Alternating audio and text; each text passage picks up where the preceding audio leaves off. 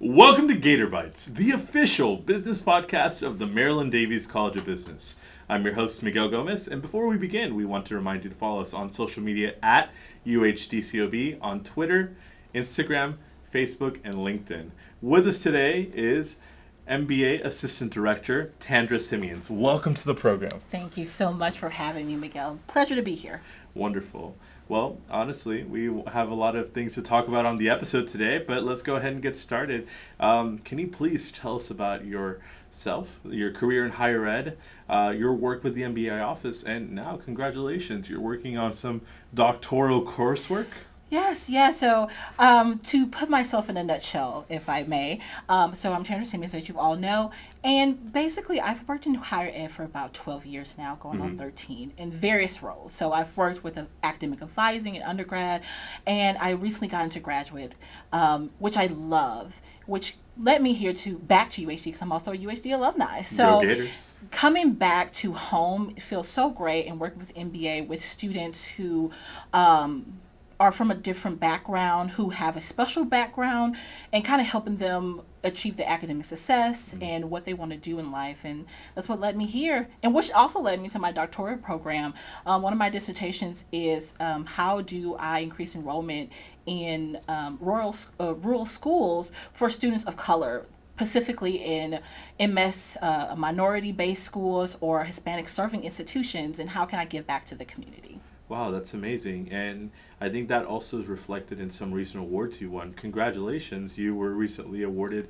the Leadership Award from the school. Is that correct? Can you tell us about that? That is correct. I was put on a poll and voted on for the Leadership Award. It felt so great to get that, even though I have a little bit of imposter syndrome, because I think without being a leader, I'm nowhere without the team. I'm more of a democratic leadership style. So having my team who is so great and have so much knowledge and things that I don't have, and I can lean upon them and they can lean upon me, that's what makes my job so much better and easier each and every day. That's amazing. And we talked about imposter syndrome earlier in our season, and you belong in this room for a very reason. And the fact that you didn't take credit for yourself, but you credit your team, it says a lot about your type of leadership style. That's amazing, Tandra. Thank you. So your MBA office does a lot of hard work. You have a lot of people that you work alongside with. Tell us about the types of concentrations and certificate programs that we offer here at the MBA program. That's a great question. So here at the University of Houston downtown, Maryland Davies College of Business, we are very different than the other sister schools, correct? So the great thing about us, we offer 9 concentrations, but we also offer 2 pathways to get to those. We're very different than others where they have like executive or leadership. We're giving everybody a chance to be on the playing field, right? So we have accounting, we have supply chain management, leadership, international business. We have so many, and all of those concentrations except general management can be standalone certificates, which can also help a lot of our students, right? Our average age student is about 34. These are people who are already in the industry. They might want to pivot. They might want to just a leg up or promotions. So the certificates definitely help them with that, and we do offer that here at the Maryland Davies College of Business. Wow, that's good to hear. Are there any important deadlines coming up? Yeah, actually we do. So our spring 24 enrollment is currently open, and also our fall 24 enrollment is open as well. So if you're looking to do spring, we say for domestic students, keep them coming. The deadline is January 6th, but we do have a little grace period after the deadline, but we want to make sure you're open to all the grants that we have those classes enrolled, get the classes that you want, right, on time. So definitely be aware of those deadlines. Once again, for domestic students, January 6th. For international students, the deadline has passed. It was October 1st. Understood. You got to be on top of those deadlines in Yes. order to make that next step. And today's all about how do you make that next step. And more often than not, we talked about graduates who are already working professionals. I'd like to circle back a little bit to the undergraduate level. For undergraduates who are graduating this year, what does the job market look like? And why would an MBA be an opportunity to give them a stepping stone in terms of professional development and maybe an opportunity to see if it's something that's right for them? Right. That's a great question. I think in the paradigm that we're in right now, a lot of Gen Z are not looking to get a master's degree, and that's in any field. However, the one thing that I can say, the job market that's looking like for undergrad, you have to be competitive. It's very competitive in marketing, it's very competitive in business overall. So getting that leg up in with your MBA definitely helps you with your hiring range, networking. It helps with so much. And one of the great things about our program is in every course, except, for the leveling courses, if you need leveling, we have corporate fellows. We have corporate fellows, and I'm sure you have interviewed a lot of those corporate fellows for this podcast, but those are the ticket to networking. The best thing, and I always learned this early on, it's not always about what you know, but who you know. And our MBA program gives you best of both worlds. It gives you that networking, and it also gives you that leg up in hiring range, and also gives you a leg up in the world, so you can go off and do better and bigger things. And I love that you brought up the Corporate Fellow Program. For our audience who may not know, we have a very unique program here in our MBA. Is that correct? Yes. In that we have a professor that teaches the theoretical side, but we have a corporate fellow who's usually a seasoned industry professional that has that is able to apply that theory and translate that into the day-to-day business sense. So one of the people that I interviewed was Cleo Franklin, yes, who was chief marketing officer at Mahindra & Mahindra, the third largest tractor company in the world. Right, and those are some of the things that we want our undergrads to know, that when you come to UHD's MBA program, you're going to get both sides. So we're helping you with networking, we're helping you with making those connections and so forth, so you can be that business professional that you want to be. I love to hear that. Now, let's go on the flip side. You mentioned people who are already working in industry. Right. You've been in industry for a number of years, but you feel that your career is not getting traction. You feel that you've reached sort of a ceiling, and now it's time either for you want to make the move for a promotion, or you are looking to make a pivot and try something new. Right. How does the MBA program that we have here apply to people like that? So that's where the certificates come in, right? That's how we push it in admissions. If you are in a job, say for example, you have Nancy Sue, who's sitting in a position that she's been in for about 12, 13 years, and she's really not getting that traction that she wants. The certificate is low maintenance, is basically one night a week because we have a hybrid program, and it can help you with that pivot. And it also helps with professional development. Sometimes employers want to see that you're putting into your own brand. It's all about brand building, right, in business. So getting those certificates, getting that MBA can definitely help you with promotions or help you with that next job career that you want to go to. That's amazing. Now, one thing that often is a big consideration factor for a lot of students or prospective students is cost. The cost of being able to invest in your education, Right. but getting the adequate return out of it, knowing that the hard work that you're putting in today is going to pay off dividends after you graduate with a new position. So on average, tell us about what are some of the earning potentials that MBA sees on average, and what does that translate versus the cost of an education in terms of an investment and a return on investment? That's a great question. So one of the things I would like to say is that here at the Maryland Davis College of Business, we have one of the lowest tuition rates. So when you're looking at the cost above what you're getting, you're definitely coming in on the positive side.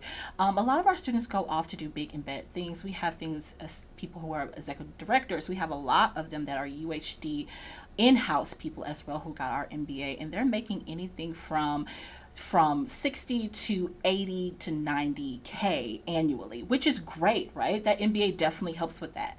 One thing I also like to share with my students is that if you work, because business is not always corporate, right? Right. Not all of us are going to work for Shell. Not all of us are going to work for Exxon.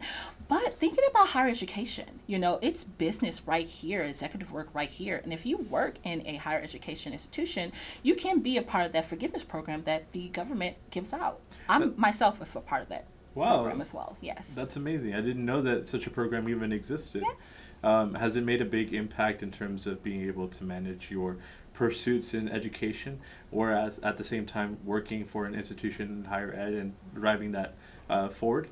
Yes, it definitely has, because the one thing it does, it's giving back into the community.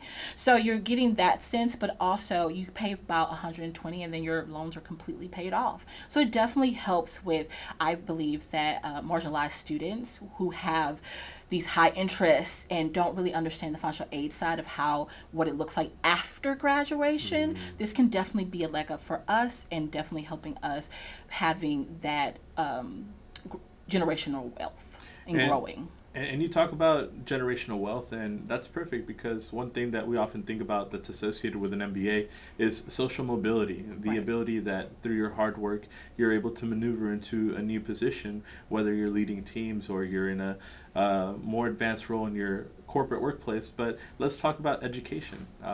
Education is something that no one can take away from you. Correct. I saw that on your LinkedIn. Yes. And that quote hits close to home for me. That's something that my father told me and my sister, that I may not be able to give you everything in this world, but I'm gifting you an education. And at the end of the day, that's something that no one can take away from you. Right. How does this statement drive your work in higher education? And why do you think it's so important that we keep focus on that? Well, it was a quote that my grandfather told my mother and my mother told me. She said, once you get it up here, no one will be able to take it away from you. And especially when we're thinking about UHC and how unique we are with our population. We are a Hispanic serving institution. We service Black and brown students. And that's something that's really beautiful to give back to the community and pour back. And how it helps us is basically having that drive all the time behind us, that saying once we get that education, we can then build our brands, then we can pour back into our communities, right? We can set up that generational wealth for our children, our children's children, and so forth. It's just a great quote to have that kind of backs up and just makes sure that you're keeping that line to the academic and economic success.